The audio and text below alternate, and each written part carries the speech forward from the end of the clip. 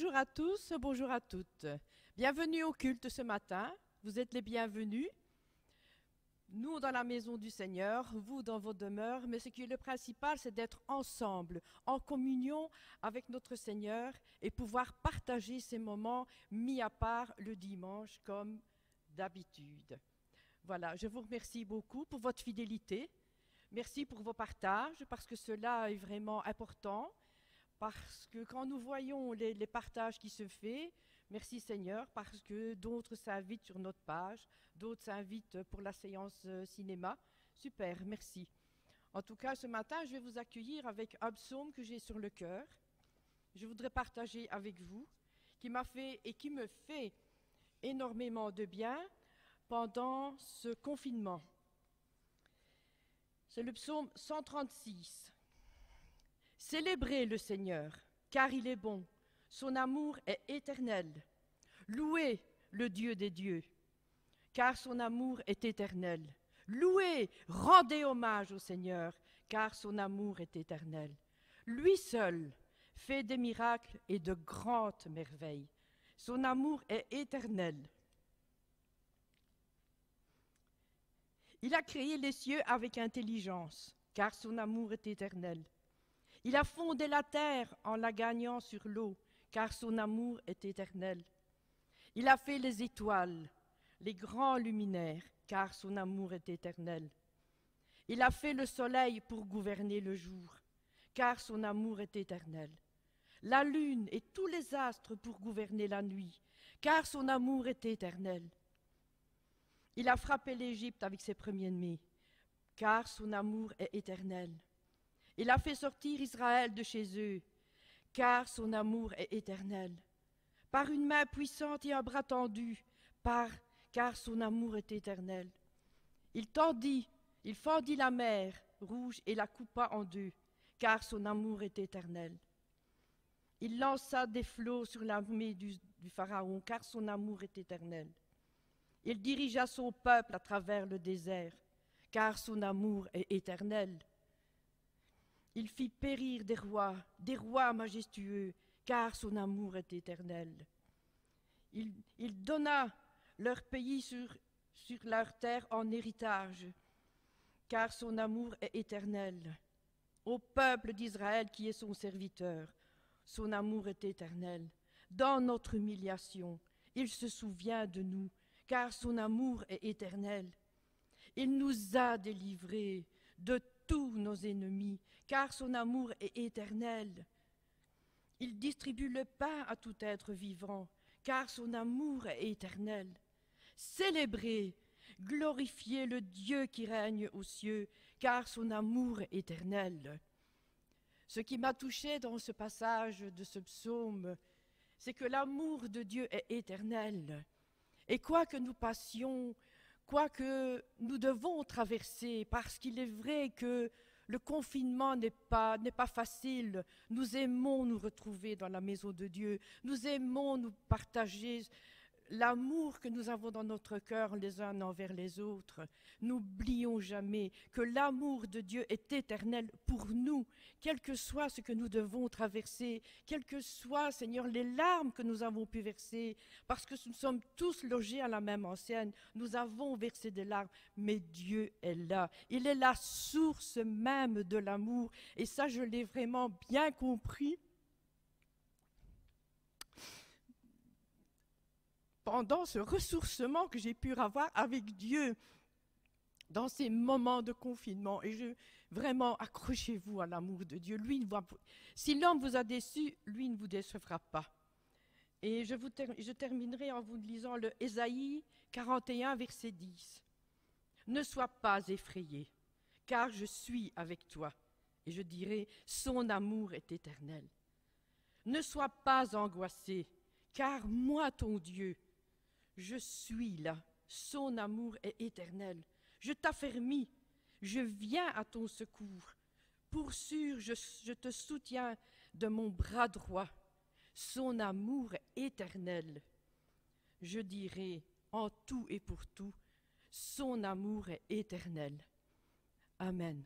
Je vous dis merci pour votre écoute et nous allons prier pour le culte.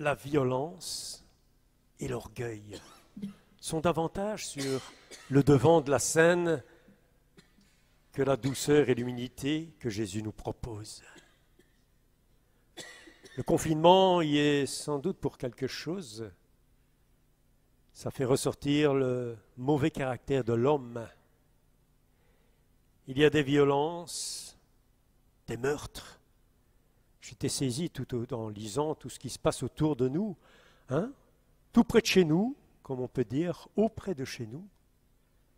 Cette violence qui conduit même au meurtre.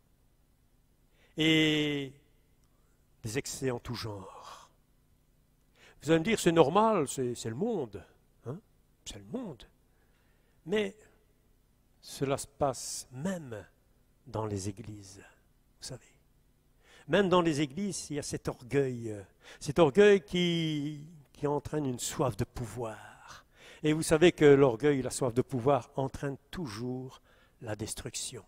Et même au milieu du peuple de Dieu, il y a des âmes blessées, des âmes torturées à cause de cet orgueil de certains. Nous devrions apprendre par cœur cette leçon que Jésus nous donne sur la douceur et l'humilité. Elle est pleine de sagesse, de justesse et de vérité. Je vous invite à cette prière, parce que c'est vrai que si on dit ouais mais c'est les autres, mais nous faisons partie de tous ces autres, de tous ces hommes, de toutes ces femmes. La Bible dit qu'il n'y a pas un juste, pas même un seul. Et nous avons besoin de toute la grâce de Dieu et de son pardon. Alors je vous invite vraiment à chanter ce chant comme une prière qui nous dit pardon Seigneur, pardon pour notre orgueil et nos résistances.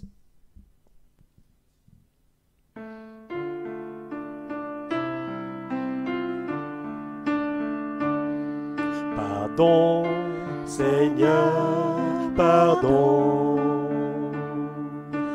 pour notre orgueil, nos résistances. Viens enlever nos suffisances et chasser notre arrogance. Pardon, Seigneur, pardon pour toutes nos pensées un peu. Viens changer nos cœurs si durs, nos raisonnements obscurs. Oh, relève-nous, nous sommes tombés si bas. Oh, relève-nous, par ta grâce et ton pardon, et pitié de nous, nous nous humilions devant toi. Pardon, Seigneur, pardon pour tant de paroles mauvaises. Viens adoucir nos mots, nos lèvres, et que nos querelles s'apaisent. Pardon, Seigneur, pardon de toujours garder rancune. Viens changer notre amertume, transformer nos attitudes. Oh, relève-nous, nous sommes tombés si bas. Oh, relève-nous, par ta grâce et ton pardon, et pitié de nous, nous nous humilions devant toi. Oh, relève-nous, oh, relève-nous, nous sommes tombés si bas. Oh, relève-nous, par ta grâce et ton pardon, et pitié de nous, nous nous humilions devant toi. Nous nous humilions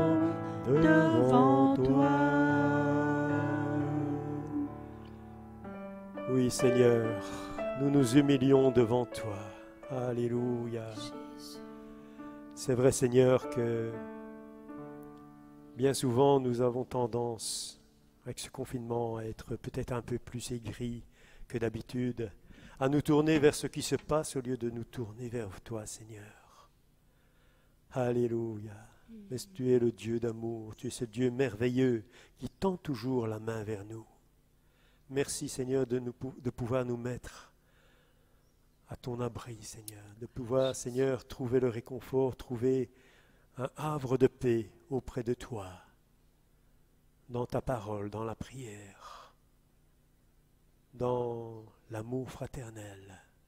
Aide-nous, Seigneur, vraiment à être des instruments de paix autour de nous, dans nos familles, dans notre voisinage, à être des témoins vivants. Alléluia. Pardonne-nous, Seigneur, si nous avons eu certains manquements. Alléluia. Je te rends gloire, Seigneur. Amen. Nous te louons ce matin parce que tu es suffisant pour toutes choses dans nos vies. Nous te louons parce que tu ne changes pas. Nous te louons pour qui tu es, pour ce que tu fais dans nos vies. Seigneur, merci pour ta présence ce matin. Merci d'être ce Dieu qui nous enseigne le pardon. Merci d'être ce Dieu qui nous aide à faire de nous de meilleures personnes. Seigneur, merci pour ta présence. Merci pour tes encouragements. Merci pour ta bienveillance vis-à-vis de nous. Nous te louons ce matin, nous t'adorons. Là où nous sommes, dans nos circonstances, tu n'en es pas surpris et tu es suffisant. Seigneur, nous venons vers toi, t'apporter notre louange. Merci d'être là. Amen.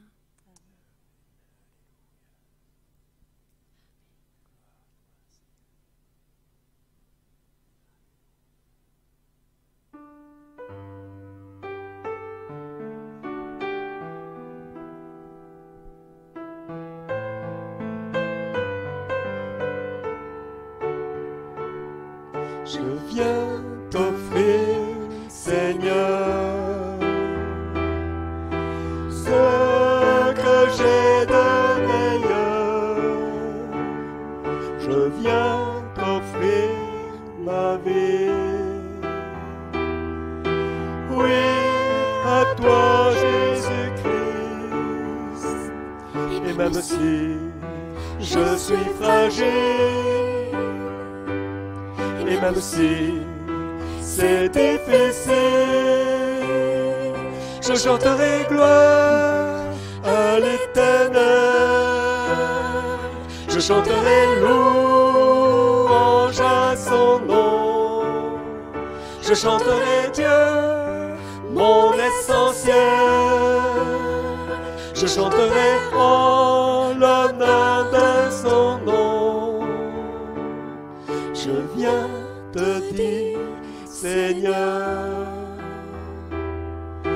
que tu es mon bonheur.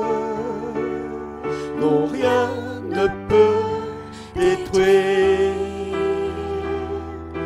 notre bel avenir. Et même si je suis fragile,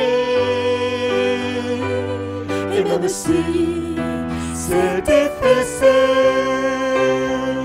je chanterai gloire à l'Éternel.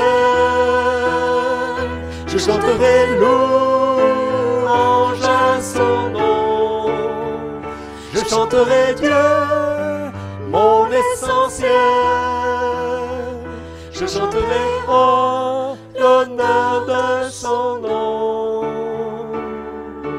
Toute ma vie, je redirai que tu as donné ta vie.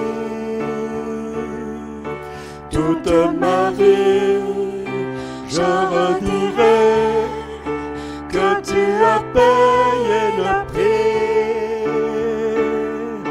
Toute ma vie, je redirai que je ne vis que pour lui. Je chanterai gloire à l'Éternel. chanterai louange à son nom. Je chanterai Dieu, mon essentiel. Je chanterai en l'honneur de son nom. Son nom.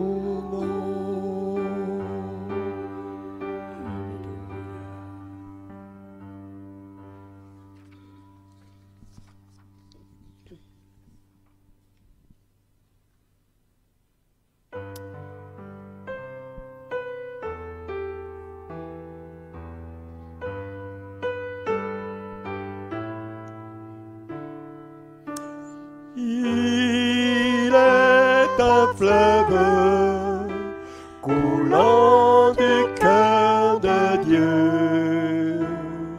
C'est le grand fleuve d'un amour merveilleux.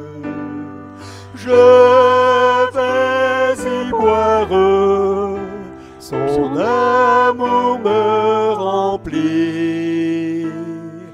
Et sa victoire m'anime de l'esprit. Il est un fleuve coulant du cœur de Dieu. C'est le grand fleuve d'un amour merveilleux. Je vais y boire, son amour me remplit. Et sa victoire m'anime de l'esprit. Alléluia, alléluia, que vraiment nous puissions être à l'écoute de la parole du Seigneur, que vraiment nous puissions avoir les oreilles bien ouvertes, que son amour puisse se déverser en nous au travers de sa parole. Voilà, merci à l'équipe pour ce bon moment de louange que nous venons de vivre ensemble. Et c'est le moment important où nous allons, méditer la prédication de ce matin. Nous allons méditer la prédication. Je n'ai pas un texte biblique à décortiquer, mais vraiment une pensée qui va se développer au fur et à mesure. Vous allez comprendre. Avez-vous déjà vu ce signe sur une voiture? Je pense que oui, hein, et peut-être que certains d'entre vous en ont justement une sur la leur. Alors, pourquoi ce symbole du poisson? Eh bien, tout simplement parce que le poisson apparaît énormément dans la Bible. On pense à Jonas et à ce gros poisson, mais on retrouve également dans l'Ancien Testament, dans le livre du prophète Ézéchiel, le poisson comme étant un signe de vie abondante. Mais c'est surtout dans le Nouveau Testament que bien des récits font référence au poisson. On pense à ce texte qui est dans les 4 évangiles, ce miracle de la multiplication des pains et des poissons. On pense également à ce moment où Jésus s'adresse à ses disciples, juste à ce moment de la pêche miraculeuse de Pierre. Pierre qui était un pêcheur de poissons, à qui Jésus dira « Je ferai de vous des pêcheurs d'hommes ». On pense également à ce poisson que Pierre a pêché et dans lequel il trouvera une pièce. Petit passage très intéressant. Jésus lui-même fera référence au signe de Jonas, parce qu'il était enfermé 3 jours dans la tombe, comme Jonas a passé 3 jours dans le ventre du poisson. Un des tout derniers moments clés dans l'évangile de Jean, c'est lorsque Jésus reviendra auprès de ses disciples qui étaient retournés à leurs activités de pêche et où Jésus préparera un petit poisson ou des poissons grillés après la résurrection. Mais le poisson est également ce signe qui est un des plus ancien symbole de distinction des chrétiens. En fait, les premiers chrétiens persécutés par les autorités romaines l'utilisaient comme une sorte de code secret pour se reconnaître entre eux. Et ces tout premiers chrétiens, dessinaient leurs poissons dans le sable, tout près de chez eux. Il apparaissait dans des décorations, sur les murs, à l'intérieur, sur des objets, enfin partout où ils pouvaient apparaître. Et c'était en fait leur signe de ralliement. Il fallait, comme nous le savons, du courage pour être chrétien à ce temps-là, et surtout oser dessiner ce genre de poisson. Mais ce poisson discret est également un signe extraordinaire qu'utilisaient les chrétiens grecs au temps des persécutions. En fait, le mot grec ichthus, qui signifie poisson, avait un sens plus profond. Et chaque lettre grecque du mot ichthus correspondait à finalement une phrase qui déclarait Jésus-Christ, Fils de Dieu, Sauveur. Le I, le iota pour Jésus, Christos, Ouios, Théos, Ouios, Soter, Jésus-Christ, Fils de Dieu et Sauveur. Donc on voit qu'il y a, même dans le signe, en grec, une application tout à fait théologique, et c'est pour ça que le poisson avait un sens très pertinent à l'époque. Donc, voilà pourquoi sont placardés sur les voitures des chrétiens ce petit poisson. La question que nous allons nous poser au travers de la série de prédications est « Quel chrétien suis-je ? Quel type de poisson suis-je » Et c'est au travers d'abord d'une série de dessins qui représentent toute une diversité de poissons que nous décrirons le genre de poisson que nous sommes. C'est-à-dire, en gros, l'identité et l'attitude du chrétien que chacun d'entre nous reflète. Et pour ce faire, c'est ce poster que vous voyez qui m'a inspiré. Et ce poster, j'ai trouvé sur Internet, ainsi que le texte et les commentaires de l'auteur que vous entendrez, qui est vraiment très intéressant. Mais grâce à ces petits dessins, nous allons réfléchir à quel genre de chrétien suis-je. Au total, ce serait au travers de plus de 25 types de poissons différents, que nous ne verrons pas tous aujourd'hui, évidemment, que nous allons nous amuser à réfléchir. C'est les vacances et on se permet de relâcher un peu plus, surtout qu'on a eu des semaines assez mouvementées. Ça fait du bien de relâcher et de rire. Certains se souviendront de cette prêche, mais on m'a demandé de la refaire, alors j'obéis, surtout quand ça vient de ma femme. Et vous verrez que l'exercice est très intéressant. D'abord parce que ces dessins sont humoristiques. Et cela nous aide à nous remettre en question tout en gardant le sourire et sans trop nous prendre trop au sérieux. Vous connaissez bien ce dicton. Heureux celui qui sait rire de lui-même, car il n'a pas fini de s'amuser. L'exercice est intéressant aussi parce que ces dessins, dans un premier temps, et les belles photos que vous verrez dans les semaines suivantes, sont provocateurs et nous posent de vraies questions sur nous-mêmes, sur notre comportement de chrétien, sur notre façon de fonctionner. Et nous allons donc les examiner et nous poser deux questions. La première question que l'on se posera, c'est lequel de ces poissons chrétiens me remet en question parce qu'il correspond à un côté de ma personnalité qui aurait besoin d'être amélioré.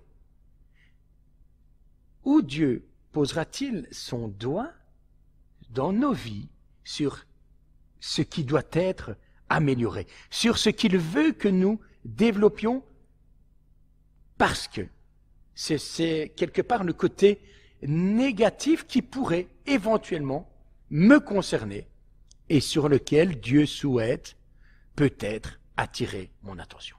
Donc, première question, à quel chrétien, à quel poisson je corresponds, mais dans le sens un peu négatif du terme.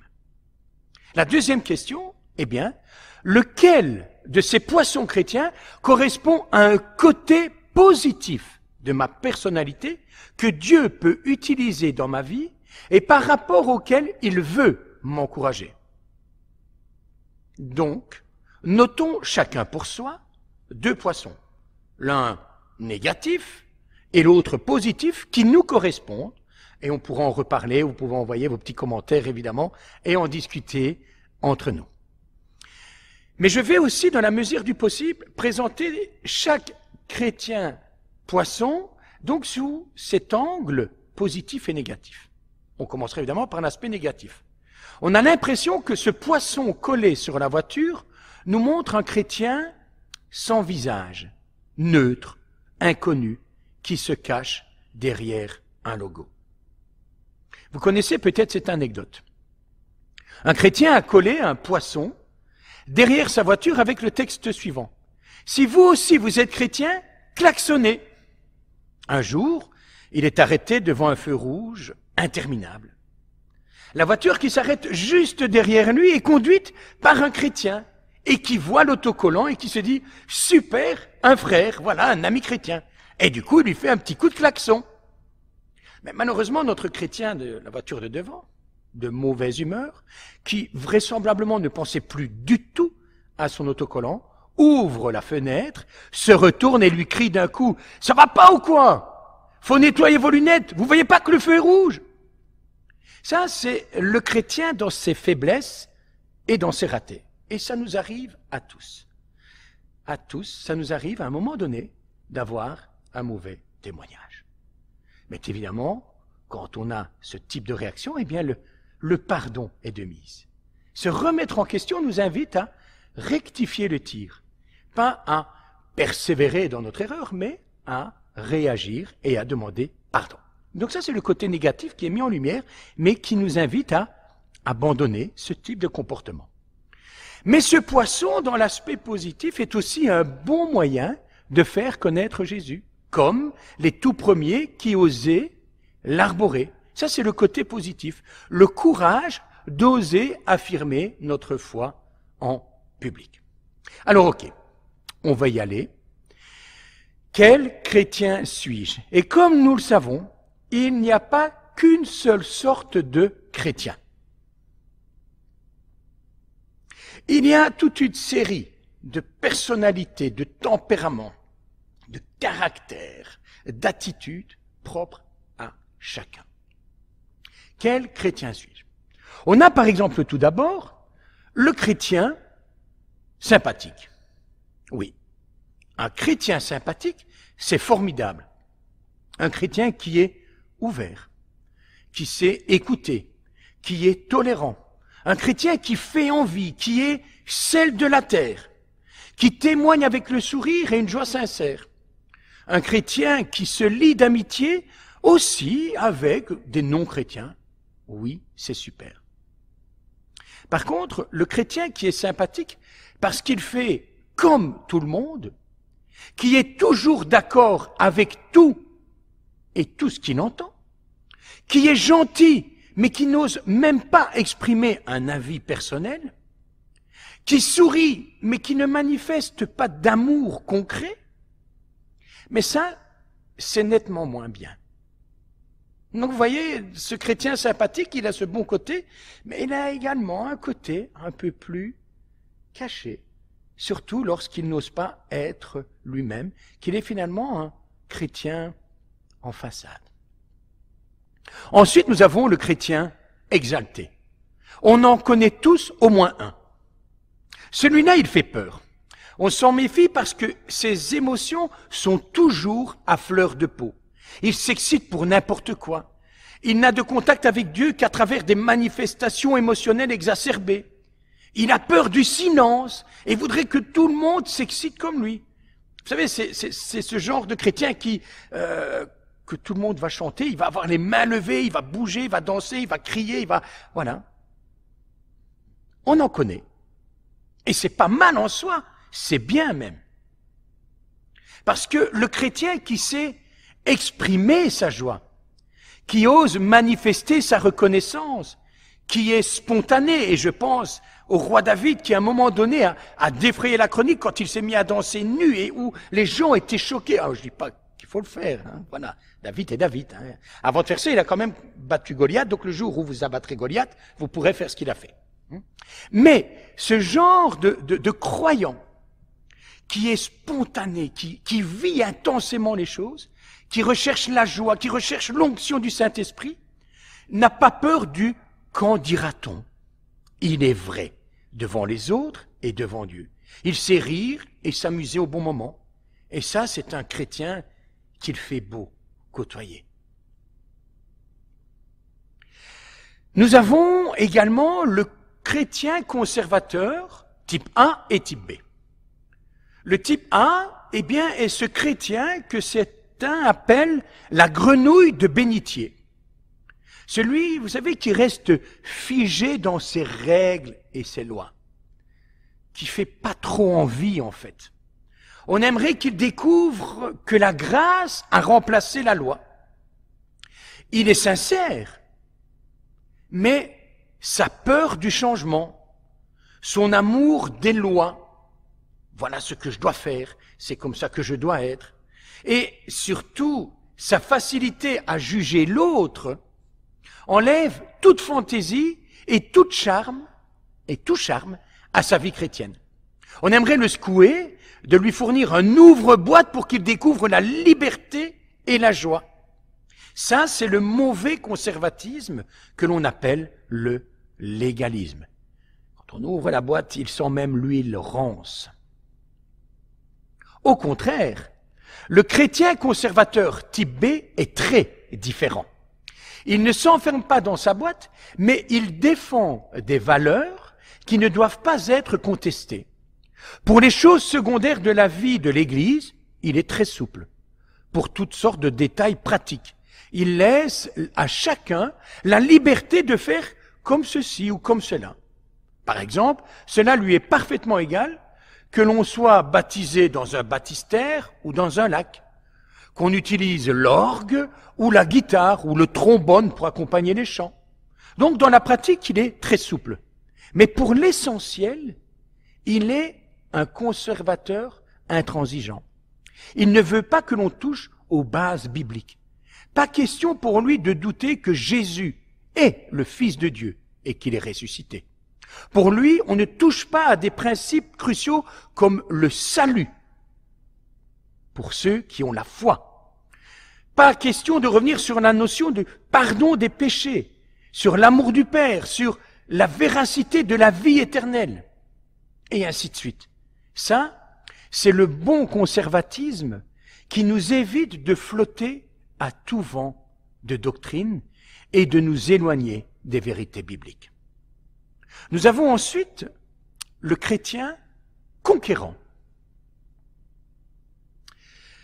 On se méfie de lui car il semble agressif et nous attaque à coups de versets bibliques pour nous forcer à voir les choses comme lui.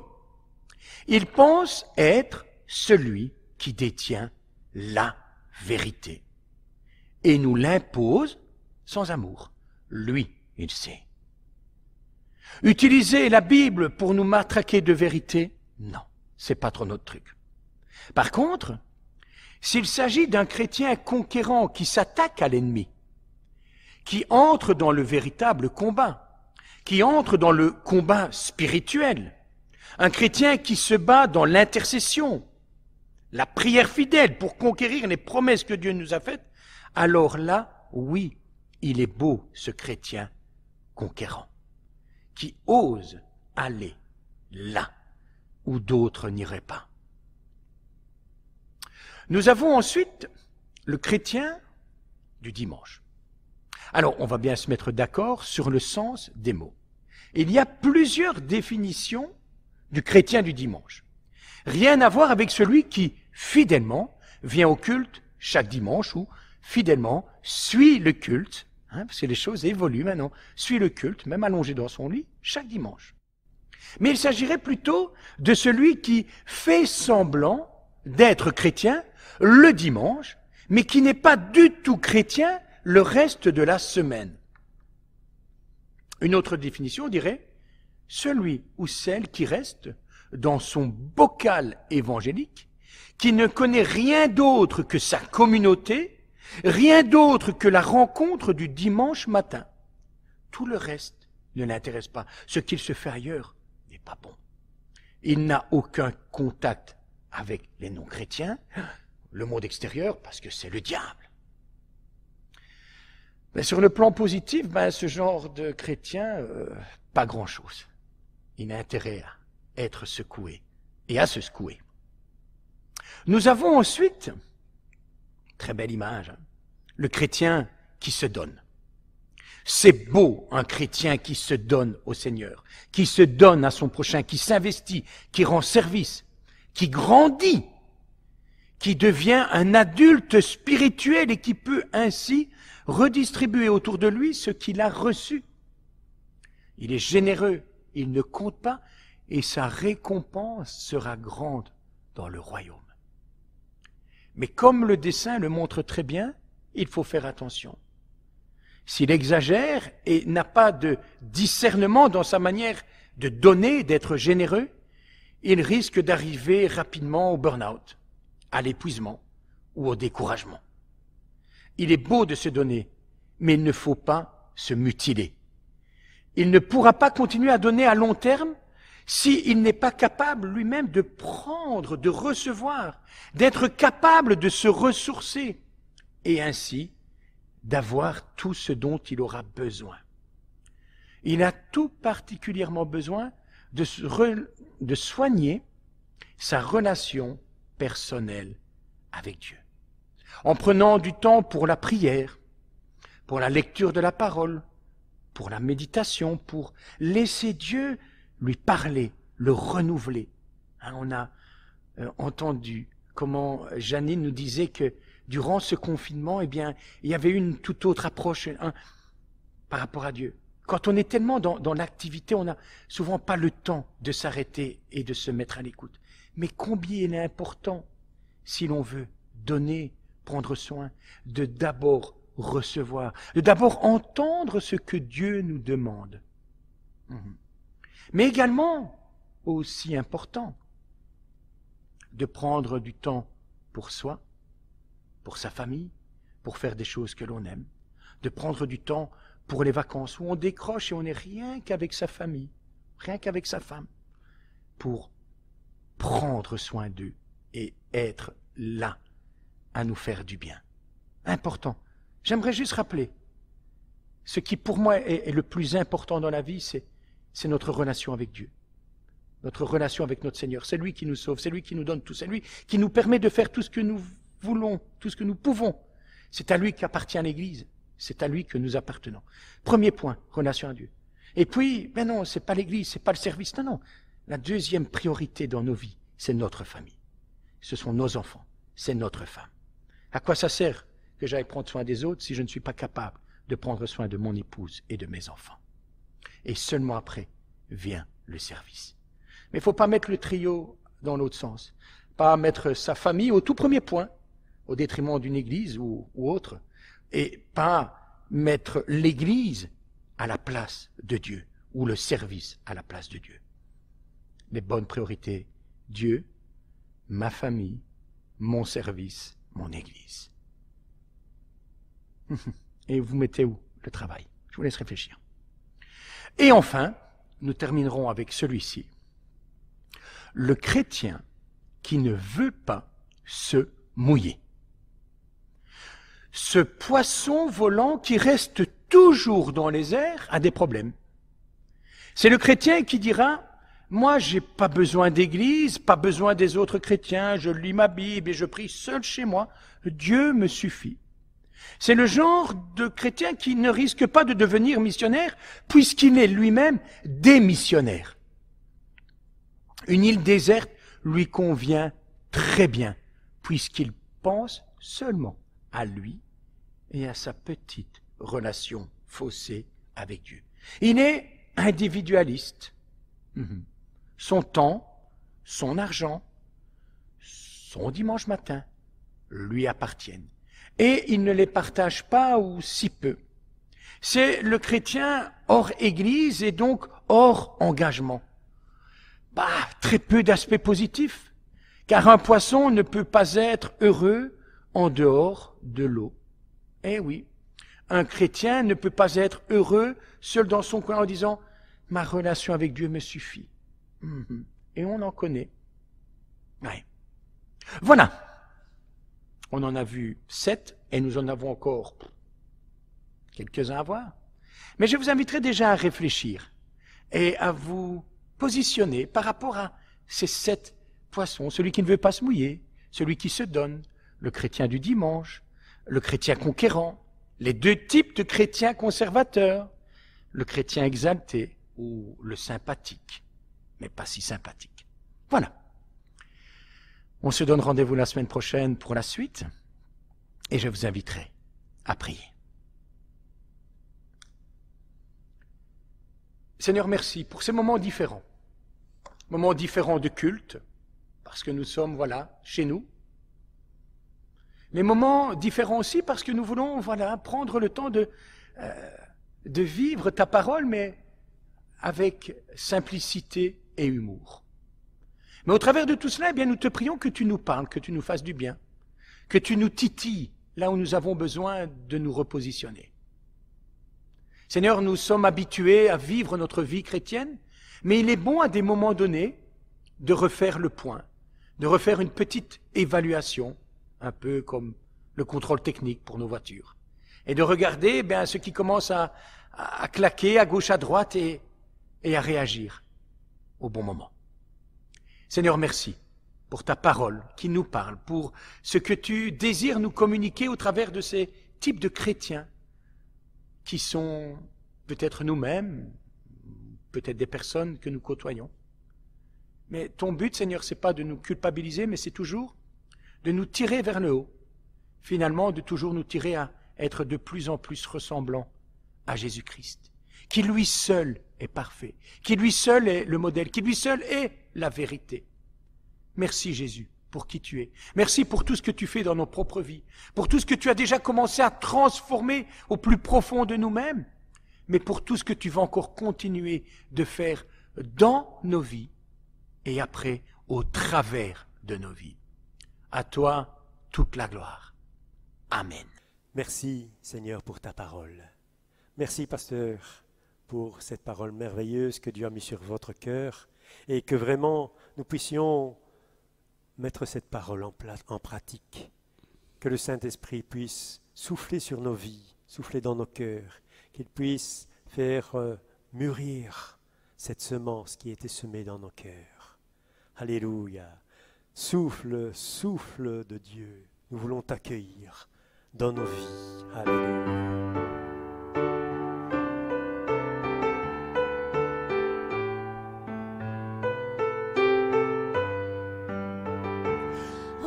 Souffle, souffle de Dieu, nous t'accueillons, viens purifier nos cœurs. Oh, souffle, souffle de Dieu, nous t'accueillons, viens purifier nos cœurs. Rends-nous souple devant toi, à l'écoute de ta voix, rends-nous sensibles à ton cœur. Sois le roi, sois le Seigneur. Oh, souffle, souffle de Dieu, nous t'accueillons, viens purifier nos cœurs. Oh, souffle, souffle de Dieu, nous t'accueillons, viens purifier nos cœurs. Quand ton peuple s'humilie, renouvelle en lui ta vie, chasse l'orgueil et la crainte, et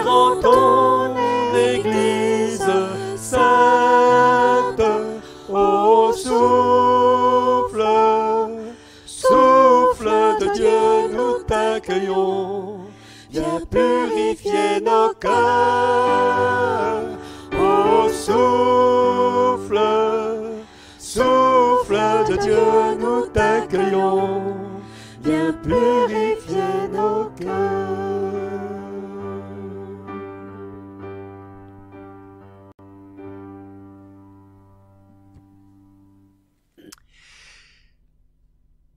Quelques annonces.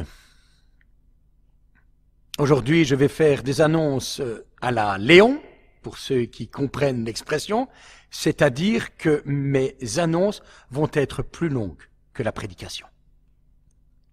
Je te taquine, Léon, c'est parce que je t'aime. Merci pour vos offrandes. Le numéro de compte apparaît. Vraiment, merci pour votre générosité. Je sais que certains, envoient l'argent par le compte bancaire et d'autres préfèrent venir déposer une enveloppe fermée que nous remettons à Philippe. Donc, merci à ceux qui prennent à cœur de soutenir notre assemblée. Nous avons reçu de nouvelles lignes directrices pour les cultes, mais le consistoire s'est réuni, nous avons réfléchi, on a pensé aux différentes options et nous avons finalement décidé que la reprise des cultes en assemblée ne se ferait pas avant septembre. Le temps de congé est un temps particulier et nous préférons tout simplement nous retrouver en septembre et organiser tout à ce moment-là avec, nous l'espérons, d'autres lignes directrices. Nous aurons, à partir de cette semaine, la joie de nous retrouver pour prier ensemble. Nous pensons nous réunir le jeudi, mais nous n'avons pas encore déterminé l'heure avec Jérôme parce que nous avons besoin de votre réponse. Nous avons besoin de savoir qui viendra prier et à quelle heure il préfère, soit à 10 heures, comme nous le faisions habituellement, ou alors en soirée. Et dépendamment du nombre de vos réponses, nous déterminerons l'heure. Donc, voilà, s'il vous plaît, vos réponses à partir d'aujourd'hui jusque mercredi. Et après, il y aura une communication sur le site et nous communiquerons à ceux qui ne sont pas sur Facebook, directement par un petit message, l'heure à laquelle nous nous réunirons pour prier ensemble le jeudi. Comme vous l'avez vu, plusieurs s'impliquent lors de nos cultes, comme ce matin, et donc merci à Janine, merci à Daisy, à Léon, à Flo, à Andy, et merci à Pierre qui nous conduira dans le moment d'intercession. Et si vous le désirez, n'hésitez pas à me le faire savoir ou à un des membres du consistoire, et vous pourrez venir également pour ce temps de culte, que ce soit pour la prière, pour la lecture d'un psaume, pour l'intercession, pour les annonces, voilà. Mais manifestez-vous. Vous savez très bien que je n'irai pas vous chercher. Je préfère que vous veniez vous-même en vous signalant. Merci pour votre implication. Premier dimanche de juillet, et nous avons quelques anniversaires ce mois-ci. Janine, eh oui, a eu son anniversaire le 3 juillet.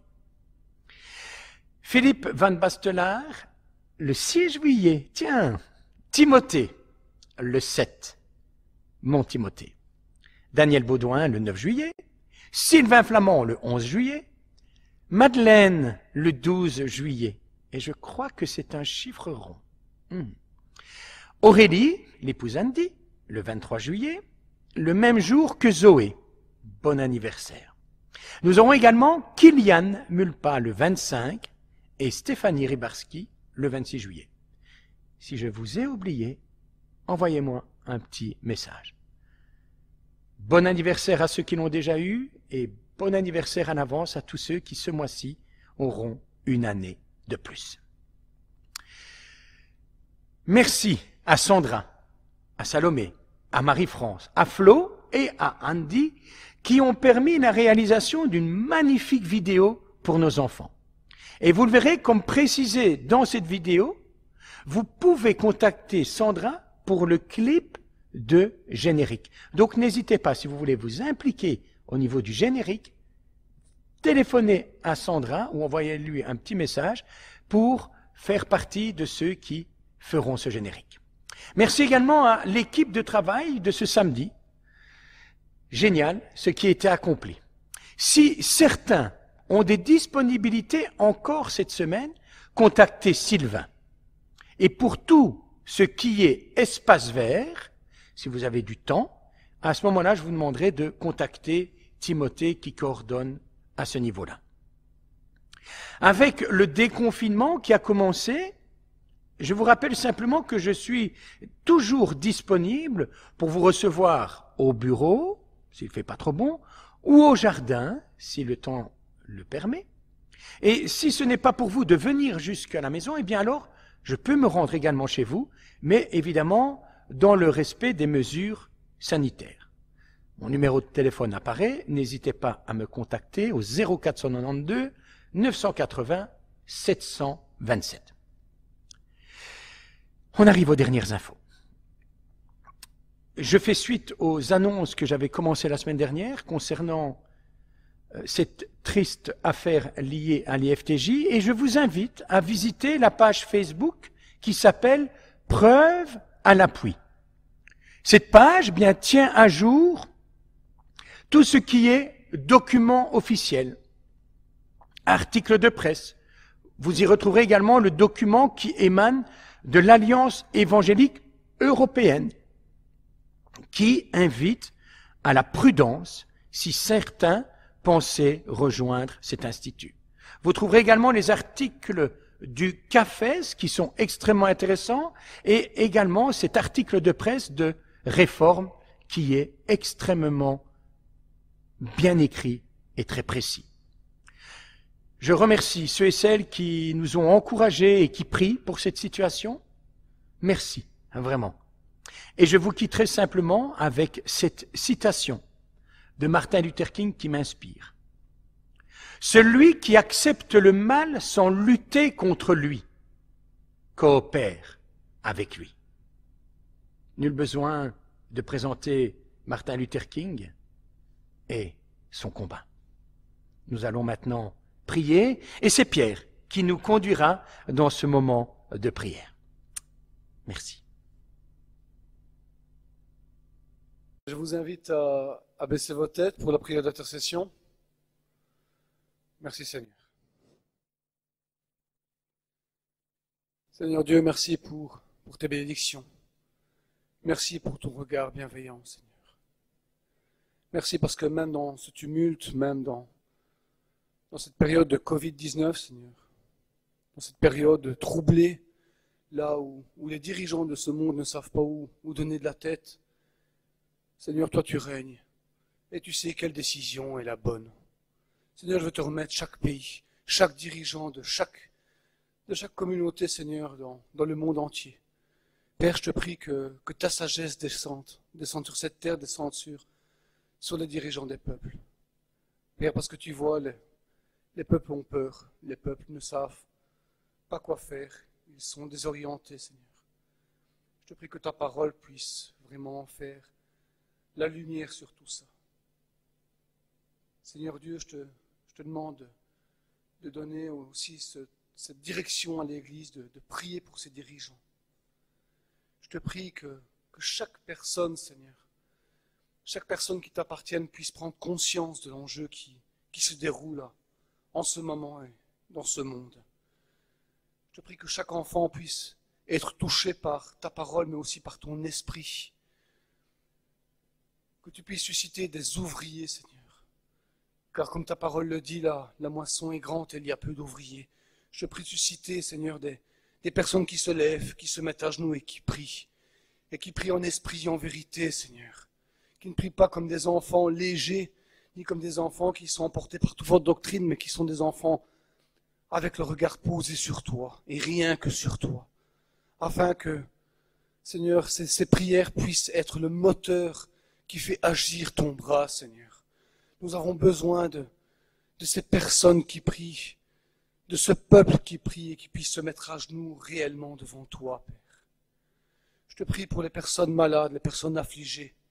Seigneur, qu'elles puissent se tourner réellement vers toi et que aussi d'autres personnes soient suscitées à prier et vraiment cet intérêt de prier pour ces personnes qui sont faibles ou bien qui sont dans le désarroi, qui soient vraiment dans cette tourmente, que ce soit dans l'affliction de leur santé ou dans l'affliction même spirituelle, qui soient dans les combats, Seigneur. Je te prie vraiment de susciter des personnes qui puissent prier, qui puissent intercéder, Seigneur, relève vraiment le peuple, un peuple vrai pour toi, un peuple qui te regarde et qui te met à la bonne place, Seigneur, qui te met dans leur vie vraiment comme priorité numéro 1, que ce soit dans leur vie, que ce soit dans leur vie de couple, que ce soit dans n'importe quelle facette de leur vie, Seigneur. Parce que le temps, il est grave, Seigneur, et parce que ce temps, il est grave, il est vraiment, Seigneur, ce moment où est-ce qu'on doit te remettre en première position dans nos vies. Merci, Père, parce que je sais que tu entends nos prières, nos cris, nos angoisses, et que tu y réponds, Seigneur. Merci pour cette assemblée, Seigneur. Merci parce que tu l'aimes, et merci parce que tu diriges.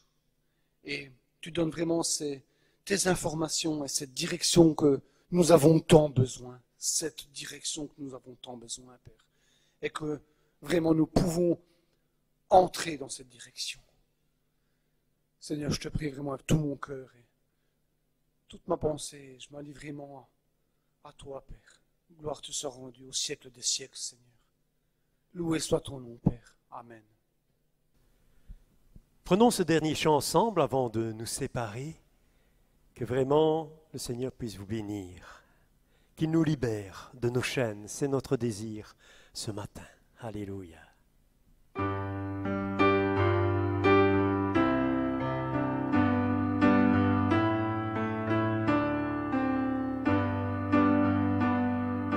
Libre de nos chaînes, nous marchons vers toi. Comme souveraine, affermis nos pas, armés de lumière, couronnés d'éclat. Soyons sur la terre, messagers de joie.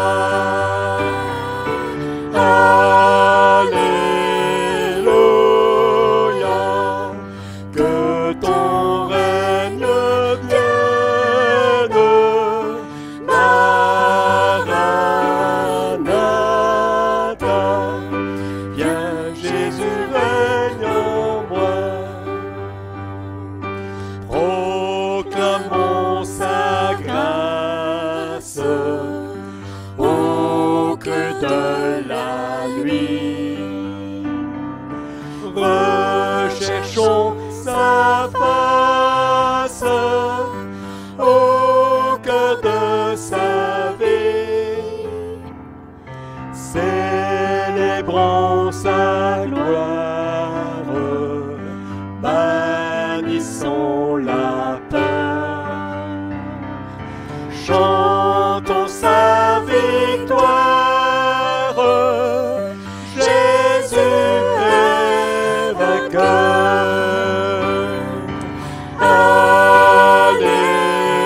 Alléluia, que ton règne vienne.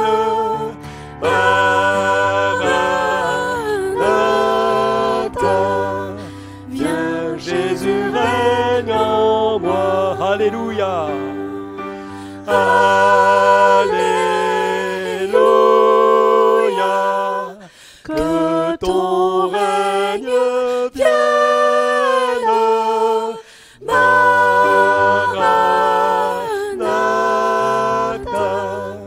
viens Jésus, règne en moi.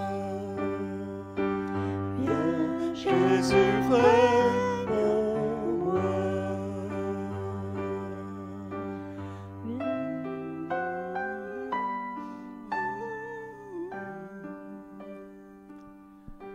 Un bon dimanche à tous, que le Seigneur vous bénisse.